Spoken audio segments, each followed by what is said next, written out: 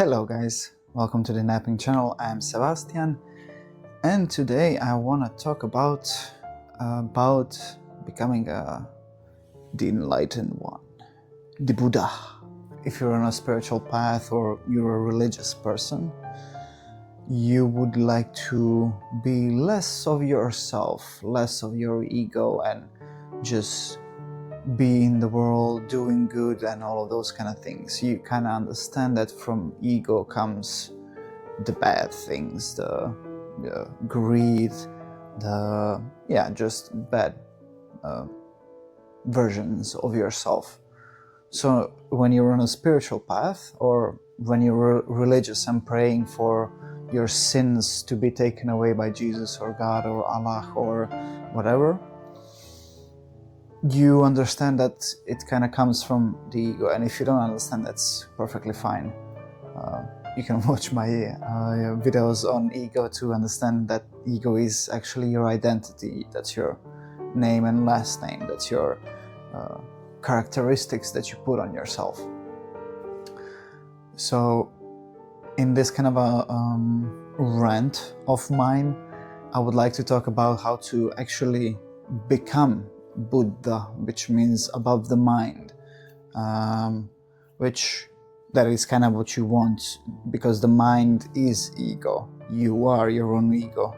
So in psychology, that is called default mode network.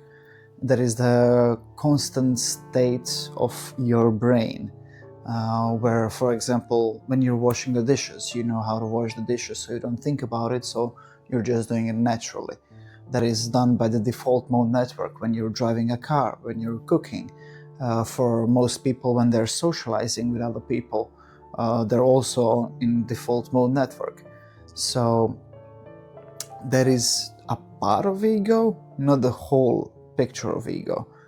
The way to ascend above it is to bring awareness to everything that you do. So just imagine that you're watching TV or your favorite Netflix show, and you're just being aware that, okay, these are the actors, this is the story, they're trying to tell me this, oh, she played it like this. And you're also aware of, I am the one who is consciously sitting here on the couch or chair and watching this Netflix series. So all of these things are all together, but they're kind of separate activities. So the actually what you're doing is hopping off your unconscious actions or movements or reactions, and you're bringing awareness to them to notice what exactly is happening in every single moment. So when we're talking about the Buddha, he's the one that is talking about going the middle way in between love and anger, between fear and courage, and all of those kind of things. So he wants to transcend duality between those two things and walk the middle path. So the way to kind of come closer to that is, if you are highly traumatized as a child, if you're anxious or socially awkward, or you think, for example, that you don't know how to cook, or you think you're not a handy person, so you cannot fix anything in your life, you think that whatever those kind of attachments you put on yourself, you need to kind of unknot them and untie them, because in a sense they are just fictional beliefs that are attached to your ego. So they're just fiction because, for example, I forever thought that I was very bad at math, and I flunked math at school. But when I studied kind of math for myself and for my pleasure, and just like, did it for the lols, let's put it that way, I was quite good at math, and I actually enjoyed doing math. So in essence, I kind of moved away from the perception of I am bad in math to I'm just gonna do it and see. So because what I thought that I was bad in math was the past, but I am now in the present, and in the present you're building future. So those kind of barriers need to be connected into just the present. So you need to actually face yourself. And also, what I mean by facing yourself, actually, facing yourself is facing your shadow. And you know who you are, but your shadow is like, I know, for example, for myself, I know that I'm bad at math. That comes from my shadow self, where I had some memory in my brain that causes me to feel anxious or like lazy, let's put it that way, and just avoidance towards math because I thought I was bad at math. So that is, mind has pattern memory in your brain, and the body has emotional memory in your body, and it goes hand in hand most of the time. So when you're facing yourself as your shadow, you're gonna face actually agony, fear, anger, despair, hopelessness, and all of those quite heavy emotions, basically. That is why that is called the shadow yourself, because it's not facing the light, the good, and the comfortable, and all of those kind of things. So it's a long process, and also nobody's forcing you to do it, but you will then never actually change and grow and evolve, which I'm guessing that's why you're watching my videos. If not, I don't know, why are you watching my videos? So why are you watching my videos? I don't know, so tell me. But in order to grow, you need to face your fears, you need to face your agony, you need to face your despair, because you learn from it the most. So essentially the best would be to spend some dedicated time for yourself. Now think about it. You wake up, you wash your teeth, maybe you take a shower, you do your maintenance, like peeing, pooping, or whatever. You eat breakfast, and all of those are maintenance for your body. And then you probably go to work. So you drive, you sit in your car, you drive, you come to the work, and then you do certain amount of tasks for money. And then you come back. And then you eat lunch or dinner, depending on what kind of job you have. So all of those things, none of them is actually spending time for yourself, because you don't actually, it's just an acting world. You're just acting, you're performing in the world. What I'm asking you to do is to sit, stare at nothing, and just think about where you feel discomfort. Where does it come from? Why do you feel discomfort, or fear, or agony, or pain, or anger as well? Most people will feel anger, and it is completely fine. Don't ignore your emotions or thoughts. Don't accept them blindly, and don't argue or fight against your emotions or thoughts. Those three things, then it's a battle. You need to just let them be. They are a part of you, so let them be. It's like hating on your finger and then constantly, fighting against your finger, and that's like, why would you?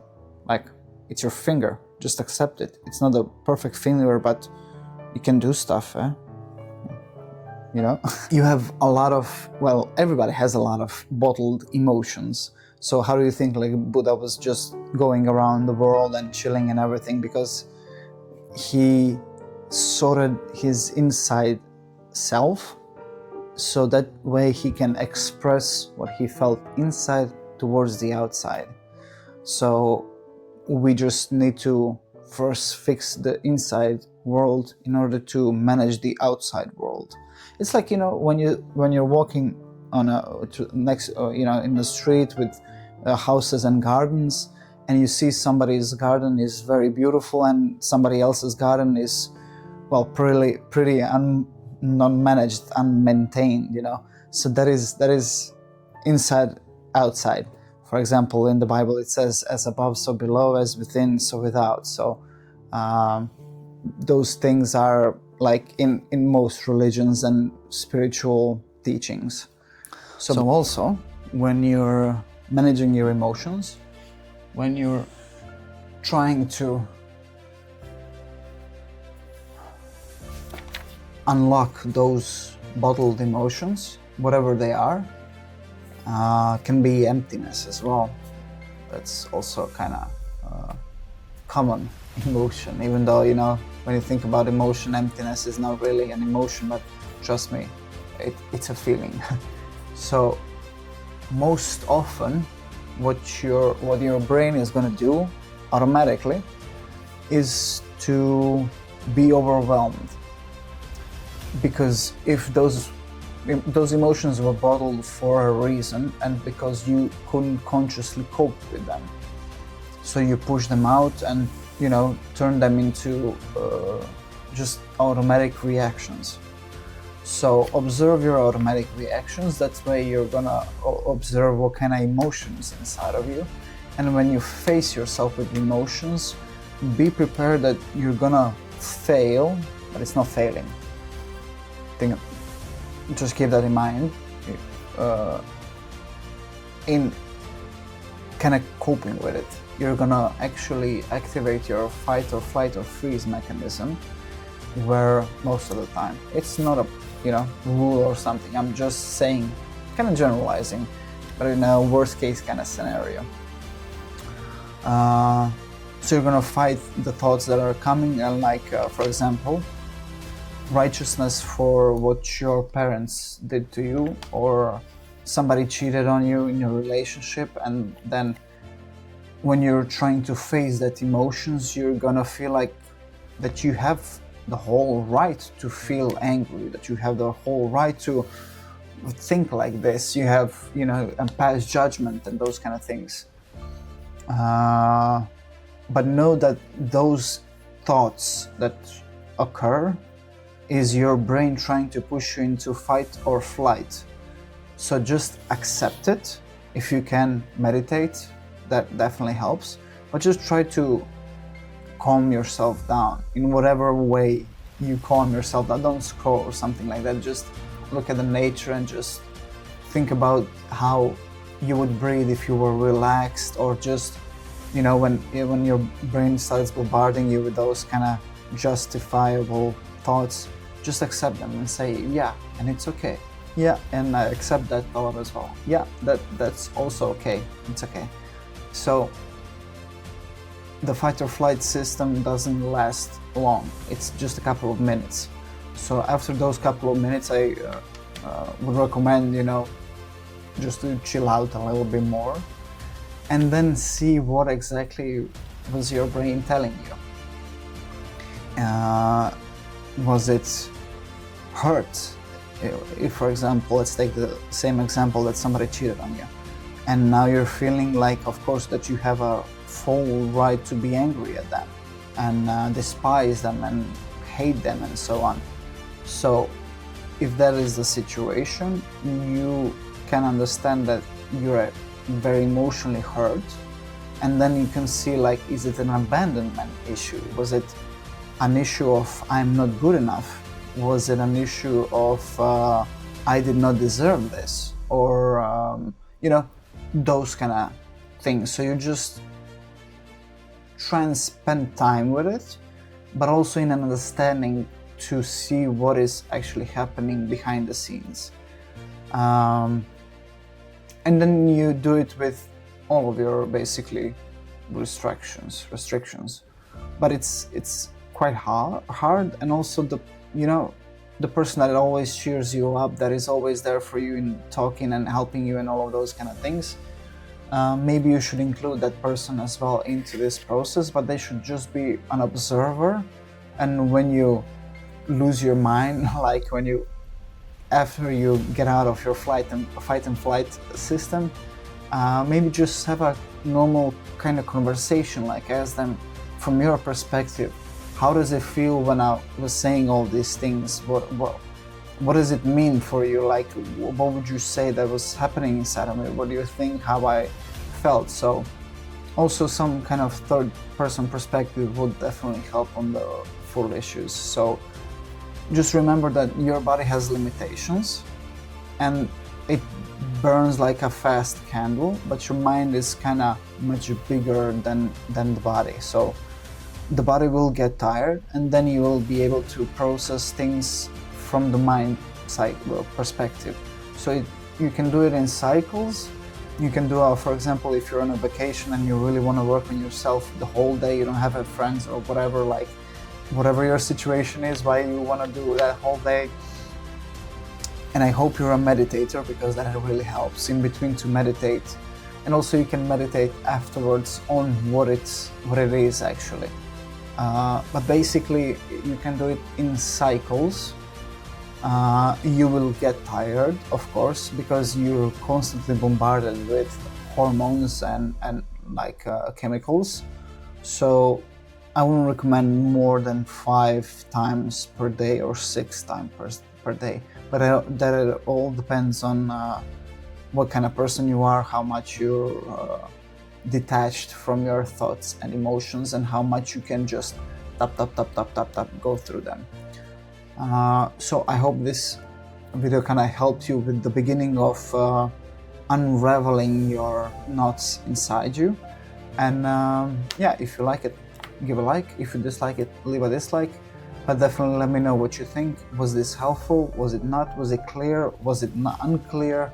I would love to have some feedback. So, and even if it's horrible or I'm talking nonsense, please put that comment as well. I would like to know it as well. So I'm gonna make another couple of series on the same subject of the Buddha. So stick around, more videos are coming. So yeah, thank you for watching till the end, and I hope to see you in the next one. Do it.